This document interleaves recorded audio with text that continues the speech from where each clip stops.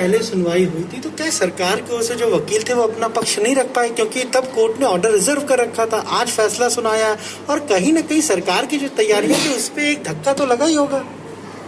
नहीं, सुनवाई होते समय निश्चित रूप से सरकार के वकील, विभाग के वकील अपना पक्ष रखते हैं, लेकिन माननीय न्यायालय ने जब फैसला रिजर्व रखा था तो क्या निर्णय होने वाला है इसका तो कोई अंदाजा रहता नहीं है। तो इसलिए हम अपनी तैयारियां कर रहे थे। हमारी भरिया का जो शेड्यूल हमने जारी किया था हम उसके अनुसार काम कर रहे थे।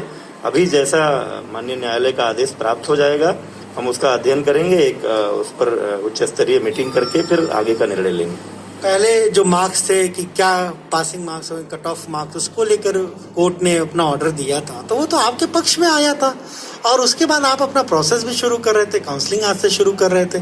लग रहा है कि जिस तरीके से पूरा पक्ष सामने जाना चाहिए था, और क्या कोर्ट ने ये अब मार्क्स के आधार पर नहीं किसी और विषय पर ये स्टे दिया? ये विषय अलग है। कुछ अभ्यर्थियों को कुछ प्रश्नों के उत्तरों को लेकर आपत्ति थी। हमारे विभाग की जो विशेषज्ञ समिति थी वो उन प्रश्नों का जो उत्तर मान रही है। अभ्यर्थियों को उस पर आपत्ति थी कि नहीं, उसका उत्तर कुछ और है। ये जो अभी जो निर्णय की बात है वो उन मुद्दों को लेकर है। निर्णय की कॉपी एक बार सामने आ जाए, माननीय न्यायालय ने क्या टिप्पणी की है, क्या आदेश दिया है, उसके आधार पर फिर उसका अध्ययन करके निर्णय लेंगे। जो काउंसलिंग है जो अब आज से शुरू हो रही थी वो अभी जारी रहेगी जब तक ऑर्डर की कॉपी नहीं आ जाती? जब तक ऑर्डर की कॉपी सामने नहीं आ जाती, उसका अध्ययन नहीं कर लिया जाता, तब तक अभी कोई निर्णय लेना मुश्किल है।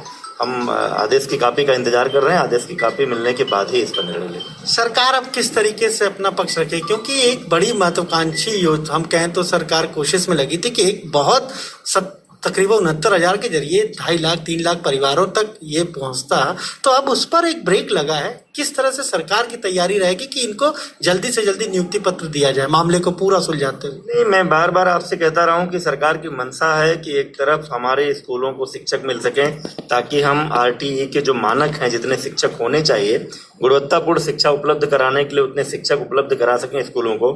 और दूसरी तरफ उत्तर प्रदेश की योगी सरकार की प्राथमिकता है उत्तर प्रदेश के जवानों को, तो इसलिए भी तत्परता से हम थे। आप देखिए, लॉकडाउन के दौरान पूरे देश में और शायद दुनिया के कई देशों में ये पहली ऐसी घटना होगी कि लॉकडाउन के दौरान 69,000 लोगों को नौकरी देने का प्रयास उत्तर प्रदेश की योगी सरकार कर रही है।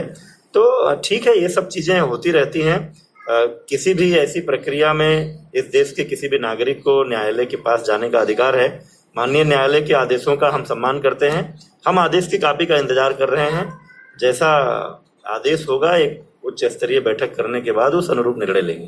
तो ये आपने सुना क्या कहना उत्तर प्रदेश के बेसिक शिक्षा मंत्री सतीश द्विवेदी का? साफ तौर पर कह रहे हैं कि कोर्ट ने जो ये स्टे दिया है दरअसल वो नंबर्स के लिए नहीं दिया, बल्कि कुछ प्रश्नों के जो उत्तर थे उसको लेकर छात्रों को ये लग रहा था कि जो सही उत्तर बताया जा रहा है वो ऐसे नहीं है, और उसी को लेकर वो कोर्ट गए थे। जिसके बाद आज कोर्ट ने ये कहा है कि पूरी जो भर्ती प्रक्रिया उसको स्टे किया जाए। लेकिन मंत्री साफ तौर पर कह रहे हैं कि अभी ऑर्डर की कॉपी नहीं मिली है। जब ऑर्डर की कॉपी मिल जाएगी पूरी तरह से पढ़ लेंगे, उसके बाद सरकार इस पूरे मामले में अपना पक्ष मजबूती से रखेगी।